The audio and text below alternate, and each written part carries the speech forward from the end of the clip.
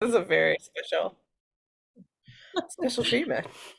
Yes, we're very, very cash in these things. So I did this class at Julia's request. Basically, this was her idea, and she had wanted to know about red blends because red blends kind of get a bad rap. Sometimes people, when they come to buy wine, they're apologetic that what they like is red blends. Uh, and sometimes wine people get dismissive of specifically American red blends. And Mhm. so wanted to talk a little bit today about why you blend red wine and whether that is a mark of poor quality or something else. Why would you blend wine? That would be something that would not be about it being poor quality. Um, and I'm going to tip my card from the very beginning and just say that some of the most respected wines in the world are red blends. Uh, and so just from the very beginning standpoint, some of the highest priced, most in demand, most collectible wines in the world are things like Bordeaux reds that are all blends, or in the US, things like Opus One, which was a collaborative project between Robert Mondavi and the head of Mouton Rothschild in Bordeaux.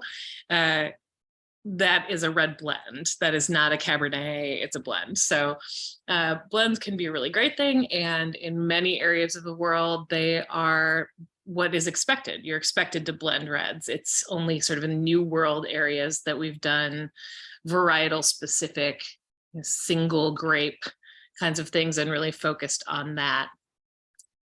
So we're going to talk a little bit about how to taste wine, and then we'll start tasting our way through this range that we got today. And wine is a multi-sensory experience, which is one of the reasons that I got into it. It is not just about how it tastes, it's equally about what it looks like and especially what it smells like, and about the things that you're doing at the same time as you're drinking wine, the people that you're with, the conversation that you're having.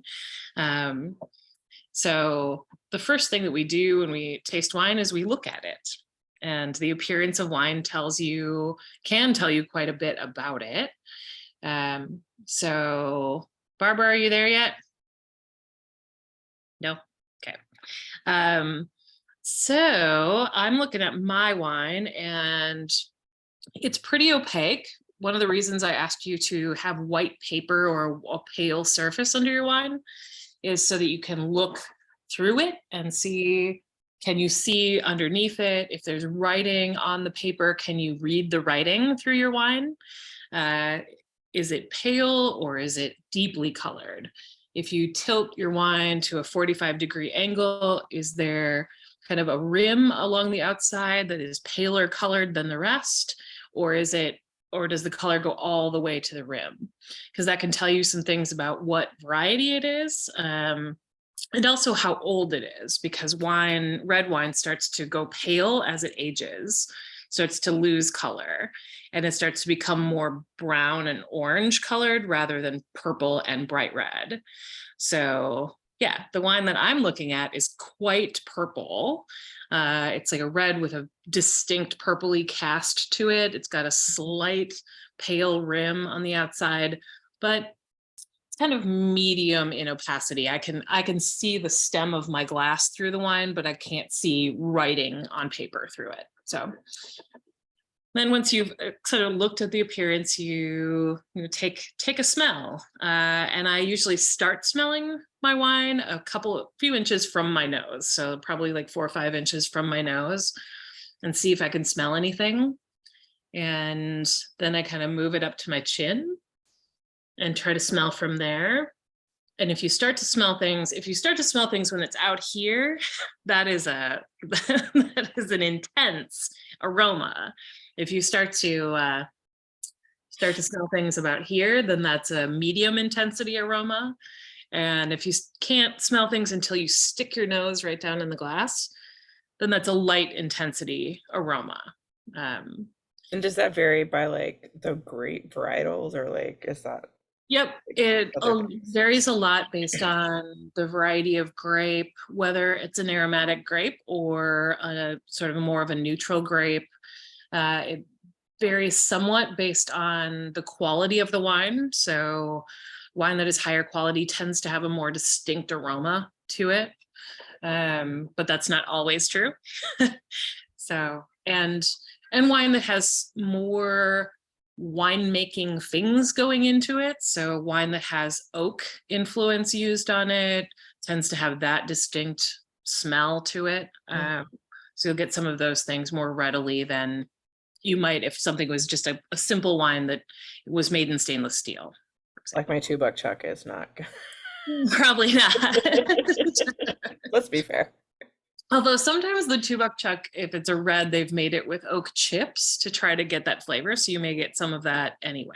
Like in the barrel? Yeah. So they'll like in a stainless steel tank, but they're like throwing oak chips in it because they can't afford the oak barrels, which are very expensive. That would make it more than $2. But oak chips are cheap and reusable. So they just throw some mulch in there, is what you're telling Basically, yeah. me. That is actually very fascinating. There's a reason why wine costs what it does It's true. It's on true. both ends. Hi, Barbara. Hello.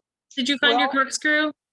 no, I looked in the obvious places and I even went all the way upstairs to see if I was drinking while knitting. Oh no. Apparently not. So, guess what I'll be buying tomorrow? Okay. Well, I guess I you mean, will watch the video and taste your way through again. a person always needs a spare, right? Yes. It's one of those situations where I wish we were in the same place because I have like I don't dozens of them and they're Yeah. everywhere. So yeah. So we're just talking through the tasting method. So we're on sort of Okay. smelling wine. So I always pay attention to how intense the smell is and then to what the smell is. So trying to smell for like, is it faulted? Does it smell bad? Like if it smells like wet cardboard, then it's probably corked, what they call corked. People use the term corked for all kinds of things, but it really means a specific chemical that smells like wet, musty cardboard. So if your wine smells like that, it's corked and it's bad, and it's not going to hurt you, but it's not going to taste good. Or if it smells like Band-Aids and horse sweat, then it has like Brettanomyces in it. And some people like a little bit of that in their wine, but in excessive quantities, that's bad. So your face is hilarious. Yeah, I'm not a fan of the Brett. That's what they call it, Brett or Brettanomyces. I'm not a fan of that in my wine, but some people are. So we're smelling our wine, and then you smell for the good things in it. So does it smell like? So I always start with like fruit smells and categories of fruit smells. So in red wine, you expect your wine to smell like either red fruit or black fruit or blue fruit. So I start with that kind of question. Am I smelling red fruit? If so, what is the red fruit that I'm smelling? Is it raspberry, strawberry, cherry, red plum? Like, is that pomegranate? Those kinds of smells? Is it black fruit? Is it blackberry, black currant, black raspberry, black plum, black cherry? Which tend to be kind of a riper smell and taste. Does it smell like blueberries, which is a little more rare, that kind of thing. So go through the sort of the fruit categories and then split into like, do I smell spices and baking kinds of things? Do I smell vanilla or nutmeg or cinnamon or cloves? Because those would be evidence of oak in what you have. those are sort of secondary aromas that don't come just from the grapes? Do I smell things like things that are mineral, so rocks? Do I smell graphite or pencil lead or slate? Do I smell smoke? Do I smell vegetables? Some red wines smell distinctively of green pepper. It's from a chemical called pyrazine. So they'll smell like green pepper or like asparagus or like herbs. Like a lot of Italian wines will smell like dried oregano, other sorts of dried Italian herbs. So smelling for all of those things. And mostly in the wine that I have right now, which is an American red blend, which is what we're starting out with. This is an American red blend, and it basically smells like black and red fruit. Pretty fresh, pretty ripe, not cooked fruit, not kind of stewed fruit. It smells like fresh red, red cherry, red strawberry, red raspberry, and a lot of like blackberry, black raspberry kind of thing going on. All right, and then we give it a good swirl and take our first taste. And I always like to move the wine around my mouth and make sure it hits all the areas of my mouth. All of the taste buds on your tongue taste for different things. So the sides of your tongue taste for different things than the middle of your tongue. And especially with red wine, the rest of your mouth also has receptors that pick up tannins and acidity and things like that. So I like to swish it around my whole mouth and get it sort of coating. And I'm feeling for, first of all, like, is it sweet? And this wine is not sweet at all. It's quite dry. How high is the acid? And you can test for acid by swirling it around in your mouth, and then you drop your face forward. And you can feel the saliva either collect in your mouth, or if you leave your mouth open, which is really charming, but these are the things that people who are tasting wine professionally do, is like leave your mouth open and let saliva drip out of your mouth. It's really great. And that is how you can tell how acidic a wine is. Sometimes the other things going on in a wine will trick you to think it's not as acidic as it is, but you can always tell from how much saliva it creates in your mouth. So if you're still salivating like 5 or 6 seconds after it's been in your mouth, that's a quite acidic wine. So yeah, this is. So just because I can only show you bottles and not open them, is this the wine? I don't know how clearly you can see it. Is this the wine that you're talking about now? Or is that Conundrum? Yes. Okay, so I ended up with a different red blend, but I'm familiar with the wine that you have. But this is one of the ones you gave us in the, Yep. Yeah, I ended up with a red blend that came in a package to my house with some other things that was a surprise wine. So it's called Catu from a winery called Hysteria. I love it. And I am not a cat person, but this is a hilarious bottle. So can I ask a question about, you mentioned the fruit smelled very fresh and not cooked. Yeah. I like wines that are often described as jammy. So would that often have something that it smells more cooked, like a stewed or like fruit pie in my mind? Because why would you eat anything with fruit besides pie?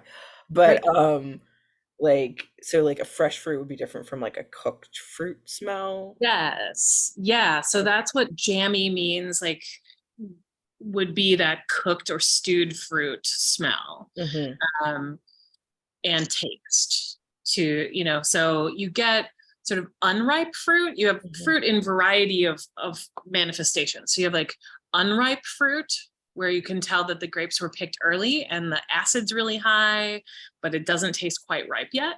Like a strawberry that wasn't quite ready to pick. And then you have like perfect ripe fruit. And then you have like fresh, but like a little overripe. And then you have like the cooked or stewed fruit kinds of flavors. Yeah. Okay, so it's like the spectrum. Okay. Yep. Thank you.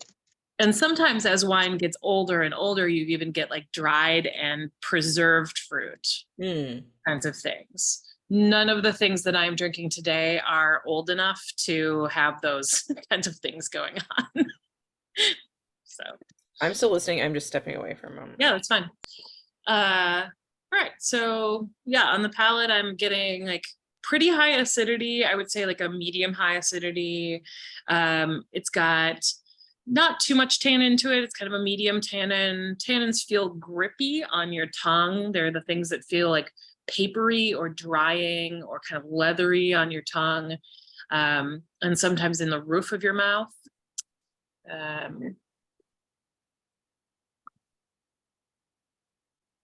So I made a happy discovery. No, did one of them have a twist off? No corkscrew, but Conundrum has a screw top. Yeah. Cheers. So I can catch up to you now. Great. Yeah. So tasting and also tasting for the alcohol. So how much does it kind of burn? Do you feel heat in your throat as you're tasting it? Yeah. This has got a little bit of burn to it. I would have guessed this was probably around 14.5, and indeed it is. And yeah, red wines tend to run like 13 to 17%. Red blends tend to be in that 14, 15 range often, American red blends. Yeah, Conundrum's 14.6. Yep. So it's right there. And then I'm also tasting for body. So how does it feel on my tongue? Does it feel like drinking water, which would be a light-bodied wine? Does it feel like drinking like 2% milk, which would be a medium-bodied wine? Or does it feel like drinking whole milk, which would be a full-bodied wine? How's your Conundrum feeling? I think it's a medium. Mm-hmm. I think you are right. Yeah, and I'm tasting red fruit. Yeah. Yep. So here's a little history about American red blends, because that is where the question that led to this class came from, was about American red blends and whether they can be wines of quality. So American red blends weren't really a thing. There was Opus One, which is a super high quality collectible red blend, but that started in 79 was the first vintage. But aside from that, there wasn't a whole lot of American red blends, and that was only made because it was a collaborative project with a French person from Bordeaux. So most American wines were being made in single varietal, and in California they were growing a ton of Zinfandel. And through the 80s, people were drinking a ton of Zinfandel and they loved it. Both white and red Zinfandel was very popular. They were able to use those grapes. And then Zinfandel kind of went out of fashion, in part because it's jammy. Zinfandel doesn't ripen evenly. And in order to get it to a point of ripeness, you often have to leave it on the vine so long that some of the grapes turn raisiny. And so you get that cooked fruit flavor from the grapes being raisinated. And then that flavor, which was really popular, started to go out of fashion. So in the American wine market, people moved away from that, but the fruit was still good. People were still trying to figure out what to do with all of these Zinfandel plants. So the red blend came into being. So they could blend Zinfandel with other things to make it a little less jammy, a little what most consumers would describe as smoother, which is a controversial word in the wine world that I don't want to go super deep into, but wine people like hate the word smooth, but people who just drink wine, like wine consumers, use that word all the time. So they were trying to make blends that used the grapes that they had that were perfectly good fruit, but that were more appealing to American consumers. So they started doing blends with Cabernet, Merlot, Syrah, Petite Syrah, various kinds of things. And in a lot of ways, like this really worked. It does create a palate that a lot of American consumers like. It's easy drinking. It has enough acid so that it's not a flabby wine. Like red blends tend not to be like flat. They have enough acid to be lively, but not so much that you can't drink them alone. So a lot of European wines have higher acid, and you really have to drink them with food or they taste too tart. But American red blends are made to be, you can have them with food or you can have them alone. They've got a lot of fruit to them. It's very, very fruit forward, not necessarily sweet, but like they read a little bit sweet because it has so much fruit to it and not a whole lot else. They're not doing a ton of oak on most red blends. So you're not going to get a ton of vanilla or baking spice or things like that. You're not going to get a ton of smoke kinds of flavors or leather like you might get on a high quality cab. It's just an easy drinking red blend, which, yeah, most of them run between $10 and $20. They're really, really popular in the US. We sell a ton of red blends, and brands like Apothic have really run the market on this. I'm not a super big fan of Apothic. I think that their stuff is very sweet. And that, so some of them have started to like add residual sugar and things to the wines to make them more marketable to people who have a sweeter palate. And that's where it's gotten kind of a bad name with wine people, because they're adding residual sugar and dye and things like that. Yeah. So American red blends. Questions about any of that? The comments you made about Zinfandel, is that, I mean, where's the distinction? Is white Zin just a rosé version of Zinfandel wine, or? Yes. Okay. Yeah. White Zinfandel is just a rosé made from Zinfandel, often with some residual sugar added. Yeah, because I tasted that and I don't like it. It's way too sweet for me. Yeah, or fermented, not fermented down fully to dry. So when you make wine, one of the ways that you preserve sweetness is to not ferment it as much, to stop the fermentation before all the sugar is eaten by the yeast. And that's, a lot of white Zinfandels are lower alcohol and higher sweetness. Yep. Those were also wildly popular in the 80s and then fell out of fashion. Yeah. All right.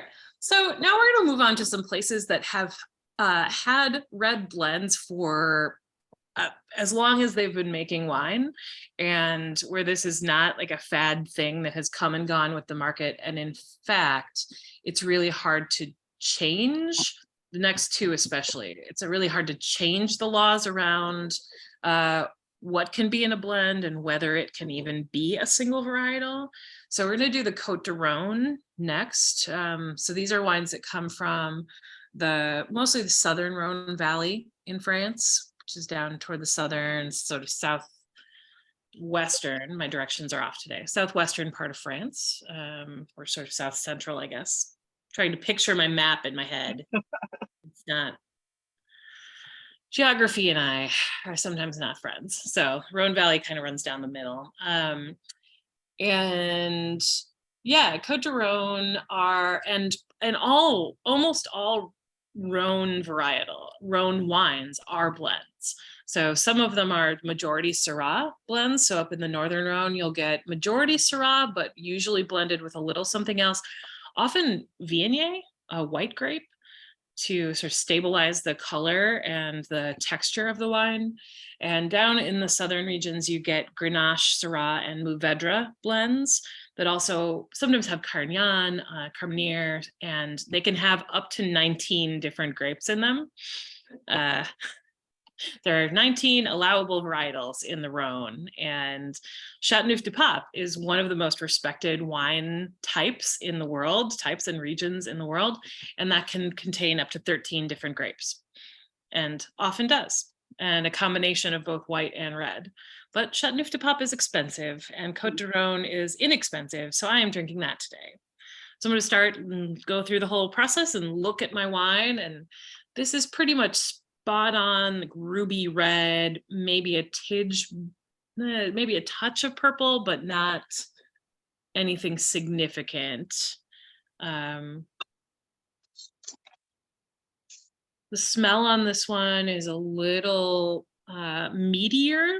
It has, instead of just fruit, it's got like a little bit of smoke and a little bit of sort of gamey, meaty kind of smell. And that's pretty typical of Syrah. It's one of the tells of Syrah is that it smells like meat. It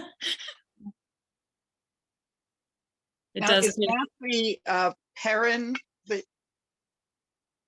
What? you're drinking? I have a Benjamin Darnot is the producer that I'm drinking. I found my second screw top. Yeah, great. It's Perrin, Perrin. Yes, I am very familiar with that wine as well. So I'm getting lots of red fruit on the nose, lots of raspberry, lots of red cherry.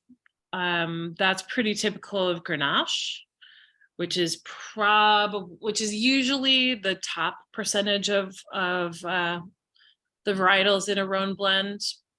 I did not look up the percentages in this one because I think it's more fun to guess. Will the label tell me what grapes are in it?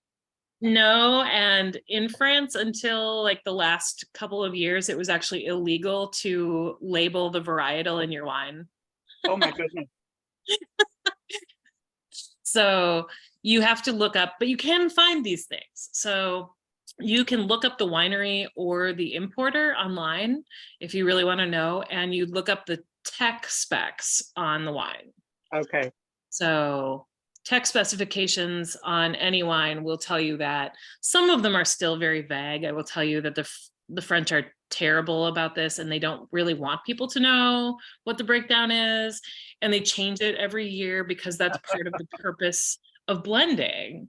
Like, part of the beauty of blending is that you make the best wine possible using the things that you have. So in a year when the Grenache doesn't ripen up properly, or something takes out your Grenache, you have a higher percentage of Syrah to balance it out. Or the Mourvedre requires a lot of sunshine to ripen properly. It requires a lot of heat. Your Mourvedre doesn't come along that year, then you just don't have as much of that in the blend, and you make a better wine by not having that in it. So that feels very French. What? That feels very French to be like, doesn't it? You don't know how we do this. We just make good wine. Right. It's just good. Just drink it. Stop being so picky about it. Mm-hmm. I'm constantly explaining to people at the store that they can't, that the label will never tell them what's in the bottle. What the label tells you is where it's from, and that's more important to the French. Like, because where it's from does tell you as much as you need to know about what's in the bottle, because where it's from tells you the laws about what goes in that bottle. So it's a whole different system of looking at things. All right, I'm gonna drink this wine.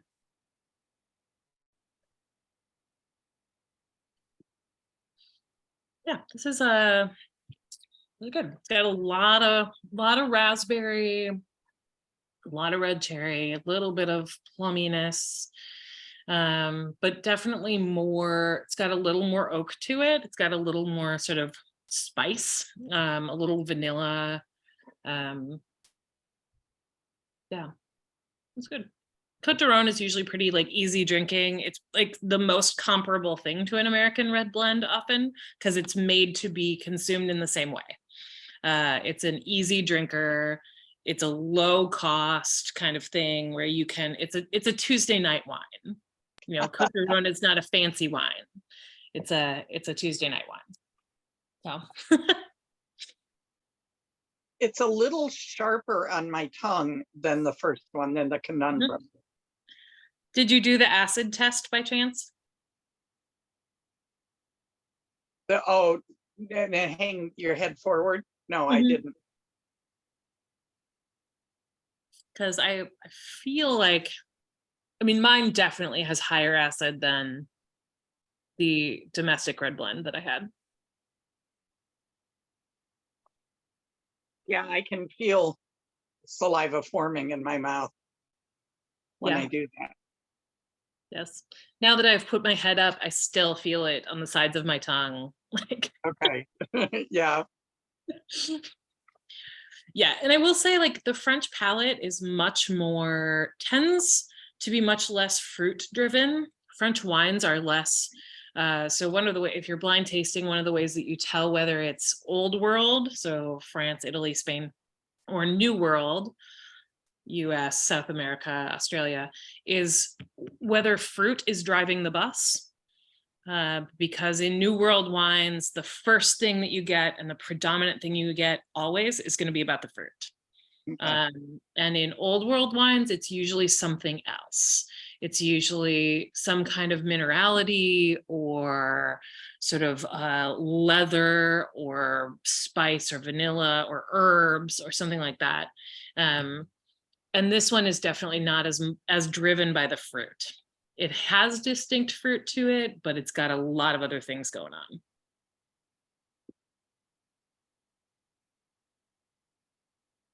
Yeah, this is not as fruity as the first one. Yeah. All right. We're going to move on to Bordeaux. Speaking of not driven by fruit, because Bordeaux wines are not at all known for being fruit driven. I will say this is the wine that Bordeaux's are the wine that sort of drove me into the wine business from my previous thing, and sort of started my path of more intense discovery, because I had a bunch of them when I was in Bordeaux last summer and I didn't like them. And I felt like I was supposed to like them. And I didn't know why. I didn't understand why they were so tart and so tannic. And like, I found that really unpleasant and I didn't get it. And I felt like there was something that I wasn't understanding. And that was in fact true.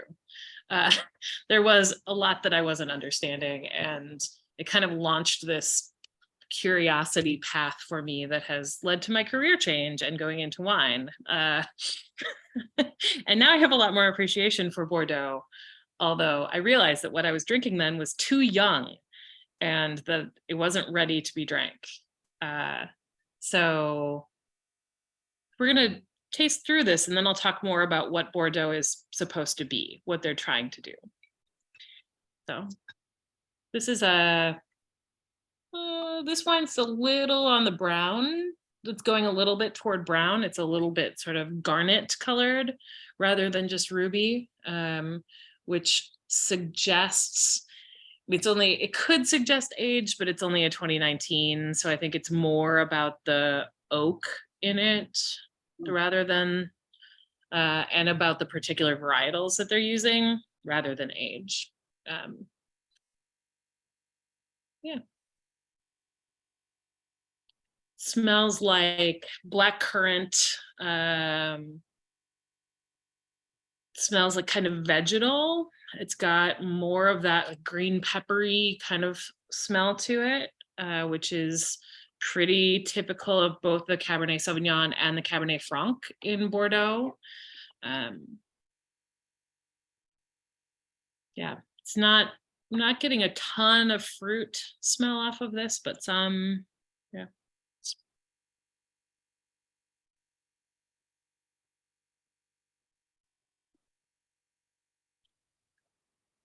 I am sad that you don't have Bordeaux to drink with me through this, because it would make more sense if you did. But yeah, well, I have one, yeah, but you just can't open it. Short of smashing the bottle on, my bookcase. Yeah, but you will be able to drink it later and think about this. This wine, well, and I think what you have said about Bordeaux is what I was trying to say in the last wine tasting when I said something about Cab Sauv feeling like work to me. Yeah. That there was no fruit there to make a smooth introduction. Right. Yes. Yeah. Or there was less fruit. Probably, yes, I think that is a similar thing. And Bordeaux blends, well, depends on where in Bordeaux you are, because the French are about place predominantly, and the left bank of Bordeaux and the right bank of Bordeaux are very different places in terms of their soil. The left bank tends to be gravel soils and tends to be much hotter. And Cabernet Sauvignon grows really well in gravel. It really thrives in soil that is very dry and that has great drainage and that makes it work. Like great Cabernet has to work. So in Bordeaux, you're not allowed to irrigate your grapes beyond the first year of their life. You can't irrigate the grapevines. And their belief is that makes great wine, because the grapes have to shoot down roots very deep into the ground, and they can survive harsher climates, and it makes only the best grapes survive. So, but this wine, relative to the others, is quite acidic, and sort of aggressively so, and quite tannic. Like my mouth is very dry after drinking it. Feels very leathery. It's grippy on my tongue. This is Bordeaux blends on the left bank are Cabernet Sauvignon dominant, which is what this is, the left bank Bordeaux.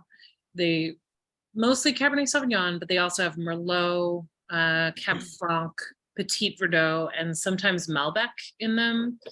And now, within the last couple of years, they're now allowing a couple of Portuguese grapes to be grown in Bordeaux. So they're allowing Touriga Nacional in the red blends because of climate change.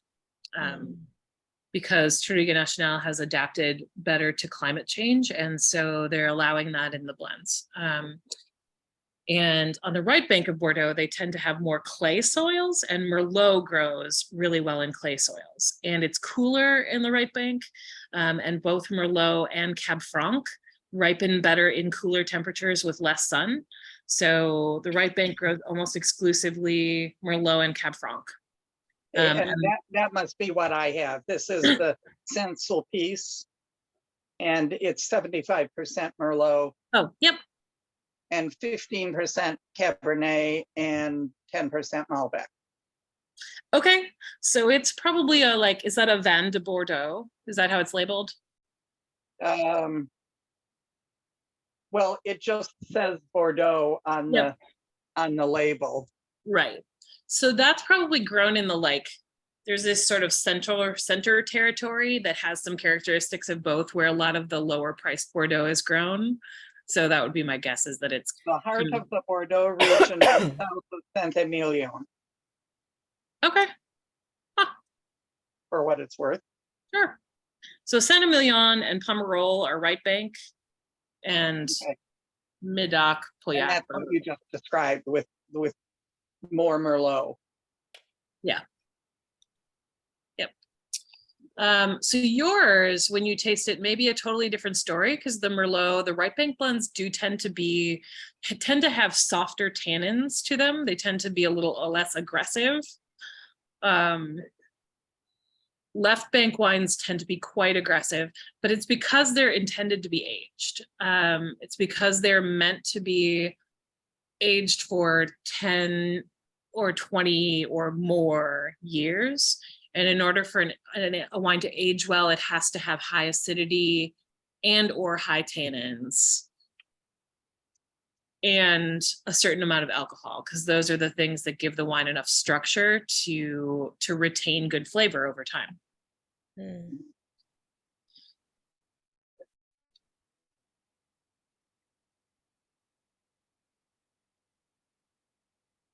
Yeah, I definitely appreciate this more than I did a year ago, but it's still not my top choice. But it's better with food.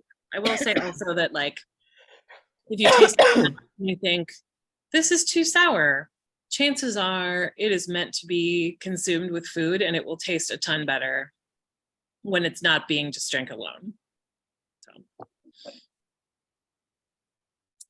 all right. And our final wine is a what's called a Super Tuscan, or you might have gotten a Chianti. What did you get a hold of, Barbara? I got via Antorini, Antinori. Oh, sure. Toscana. Okay, cool. That's a good wine. Good job.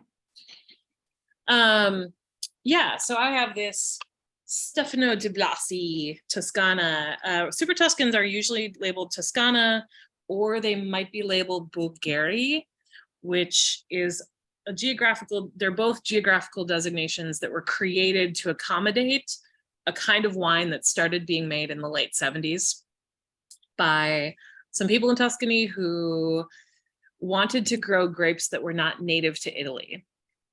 So they started growing Cabernet and Merlot and some other things in addition to Sangiovese, which is kind of the king grape of Tuscany. And they started blending those things together, sometimes with the Sangiovese, sometimes just on their own. And these wines became so popular because the grapes grow really well there. It's a great place for grape growing. So the grapes thrive, they make great wine. Yeah, there's a really famous wine called Tignanello that is a Super Tuscan that really started this movement.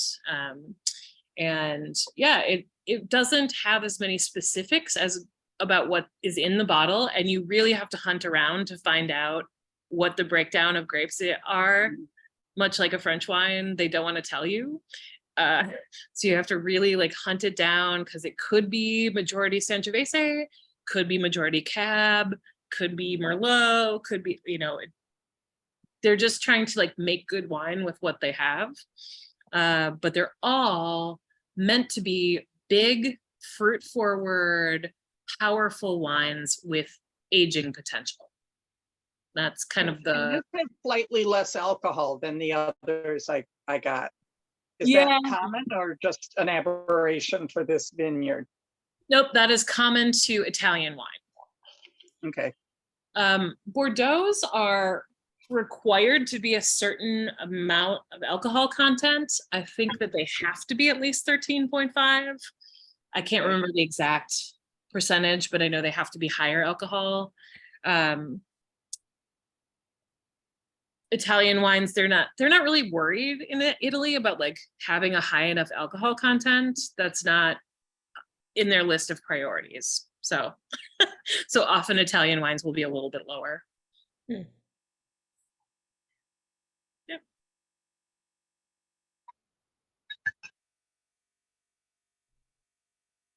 This one is very, this is very similar in color to the Bordeaux. Like they're both just a little bit on the brown side, but like not, probably just from varietal, not from aging. This is also quite tart, so I would guess that this has more Sangiovese than Cabernet in it. Definitely a food wine, but like it's Super Tuscans are a combination between Old World and New World. So you get the big, powerful fruit of a New World wine, but you're also getting some of the sort of acidity and tannic structure of an Old World wine. So the acid is very high. The tannins are a little dusty, which is also a kind of Old World tannic feel, if they feel like more dusty rather than like leathery, papery. This has definitely like dusty tannins. It's got some like dried herb characteristics to it, which is also really common of Italian wines. Yeah.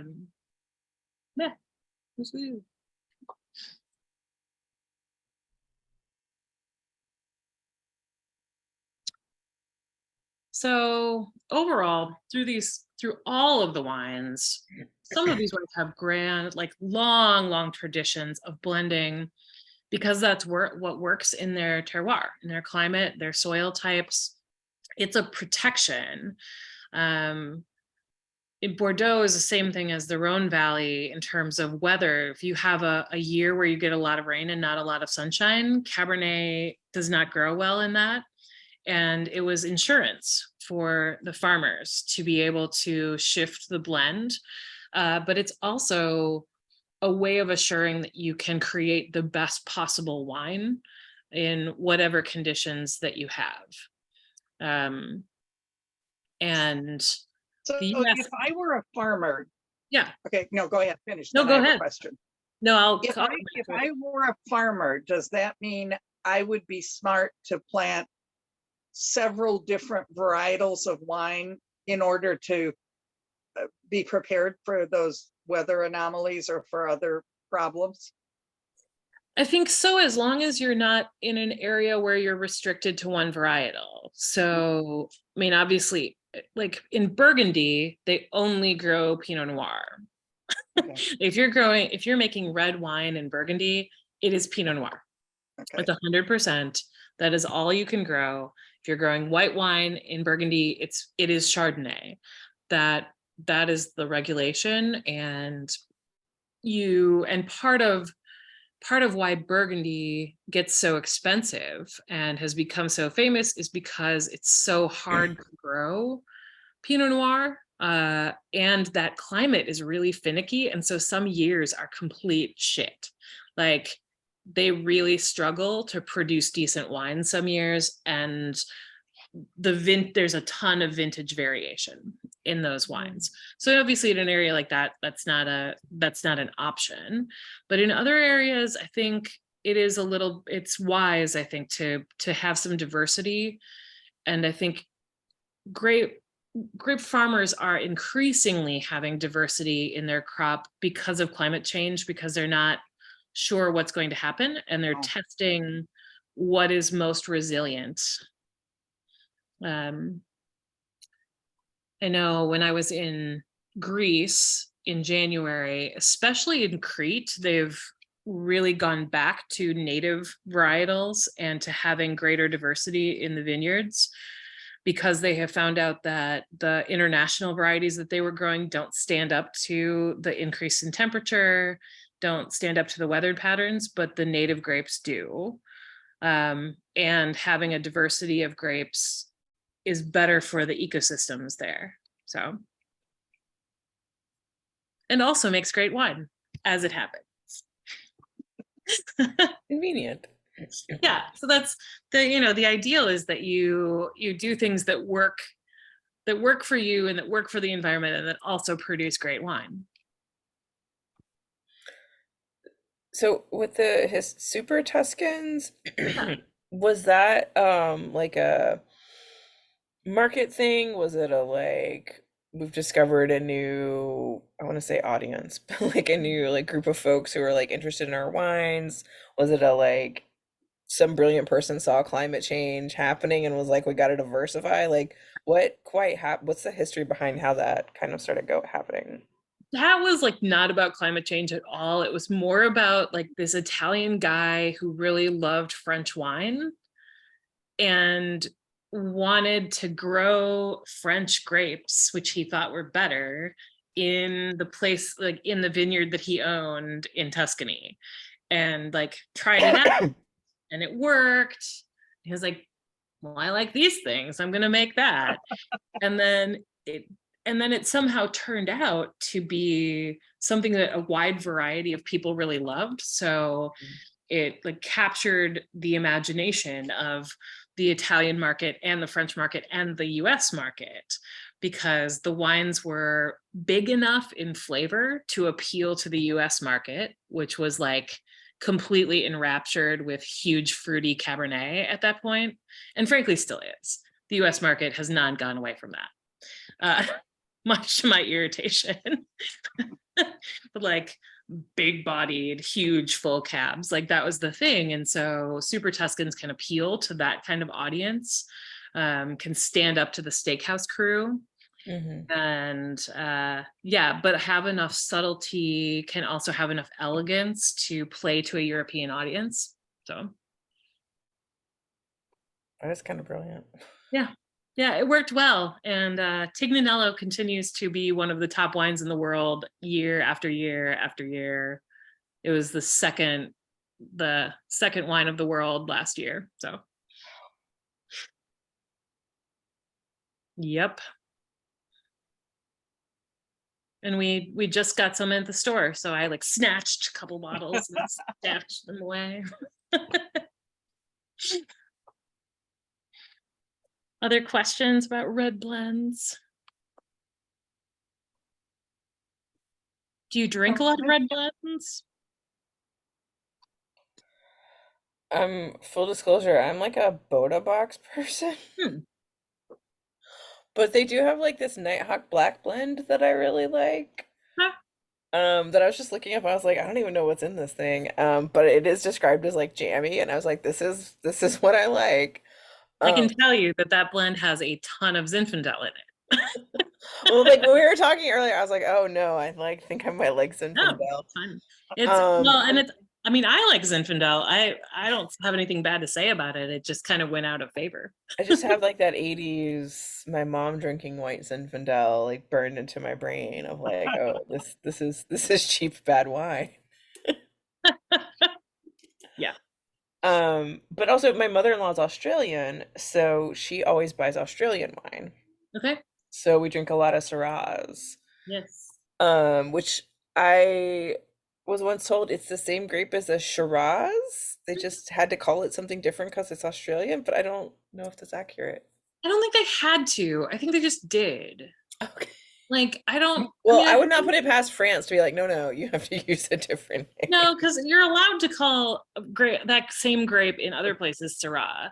So I think it was the Australians being cantankerous, actually, and being like, well, this is our grape. We actually have older vines, which is true. They do. Because the Syrah vines in France were eaten by phylloxera in like whenever that went through. Like early 20th century. So those vines all went away. The vines in Barossa Valley are like some of the oldest vines in the world. So the Australians are like, this is our wine, and we're going to call it Shiraz. And they're different. There've been historically different styles of that grape. So the French style tends to be, in the French way, quite restrained. White, like they're trying for an elegant style that has sort of a dustiness to it. It's not super fruit forward. It's a little like less ripe. The Australian style has traditionally been like big black fruit, licorice, chocolate, that like big flavor. A little like very ripe / slightly overripe has been the style in Australia, although some of that has been dialed back recently in the higher priced points. I mean, I think that's still like Yellowtail is still making that like like this is our fruit, but I laugh at Yellowtail because that is where I started in wine, was drinking Yellowtail Shiraz. We all have to start somewhere. It's true. I've never drunk a Yellowtail. That's really funny. Yeah. My mother-in-law's always I like, started with the label I asked you about. I started with Toad Hollow Chardonnay. Yeah. Yep. My goodness. All right. Any closing questions? Well, I'll be curious. One of the place I stopped to pick up the wine had a, buy 6 bottles and get 10% off. So of course I had to buy 6. And the person who was helping me find all the others was really enamored of this Portuguese red blend. Okay. It was only $8.99. So with some trepidation, I bought a bottle. It's not screw top. I was thinking that might be my salvation, but I have to wait till I have a corkscrew for it. That doesn't necessarily matter. As long as it's not meant to be aged, corkscrew or a cork or a screw top doesn't mean a whole lot. If you're aging something, you want it to have a cork because it sort of lets in the right amount of oxygen over time. But if you're drinking it young, it doesn't matter. This is called Silk and Spice. Oh yeah, that's a totally decent wine. I suspect you'll like it. Yeah. So in an upcoming class, we're going to talk about, like, I have a class coming up called like how to impress on a budget, basically. And we're talking Portuguese. Portuguese wines will be part of that class. I'll save the bottle for that. Yeah.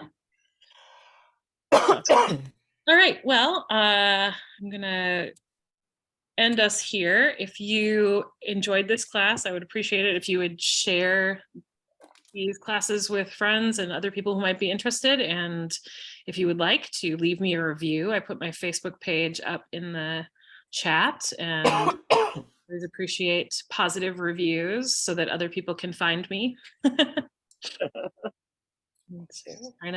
Trying to build this whole thing up. So thank you for coming today. Okay, as long as you've stopped recording and I'm not taking up class time on it, do you have a preferred style of corkscrew?